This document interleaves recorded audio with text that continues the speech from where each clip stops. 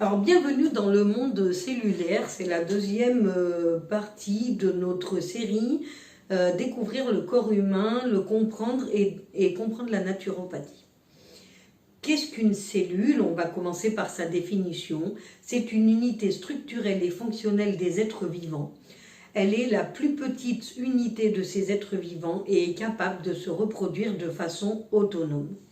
Elle est étudiée dans son ensemble par ce qu'on appelle la biologie cellulaire. Je vais vous parler de deux sortes de cellules. Il existe les prokaryotes et les eucaryotes. Commençons tout de suite par les prokaryotes. Le mot prokaryote vient du latin pro qui signifie avant et du grec karyos qui signifie noyau. Ce qui signifie que ce sont des cellules à composition simple, sans noyau, et qu'elles composent tous les êtres vivants unicellulaires comme les bactéries ou les archées, que je vous montre ici bien sûr.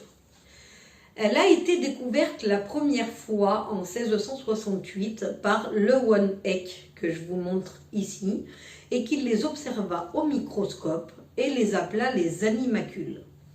Ensuite, c'est en 1838 qu'elles sont renommées bactéries pour la première fois par Ehrenberg, un biologiste allemand, qui les nomma ainsi après les avoir observées une seconde fois. Nous allons maintenant passer aux eucaryotes. Eucaryote, son nom vient du latin qui veut dire vrai, et karyos, qui veut dire noyau. Ce sont donc, en traduction littérale, des noyaux vrais.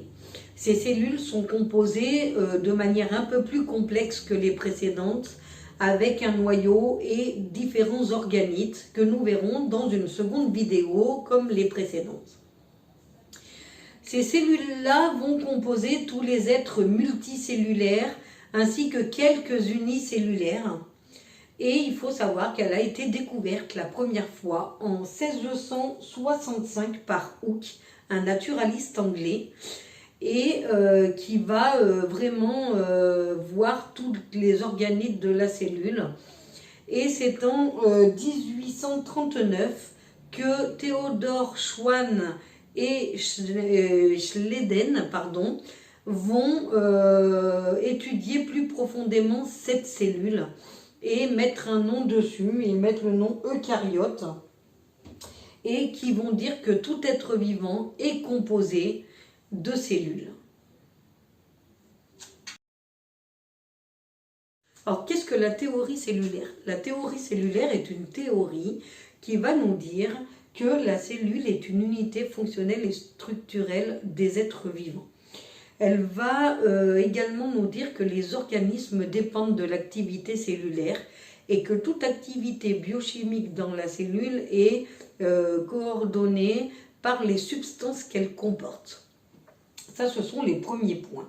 Ensuite, il faut savoir que cette théorie a été formulée en 1838, comme je vous le disais précédemment, par Schwann et Schleiden, et qu'elle est complétée par Theodor Virchow, qui dit que toute cellule trouve son origine dans une cellule comme elle, et qui appuie le fait que les cellules sont l'unité reproductive des êtres vivants.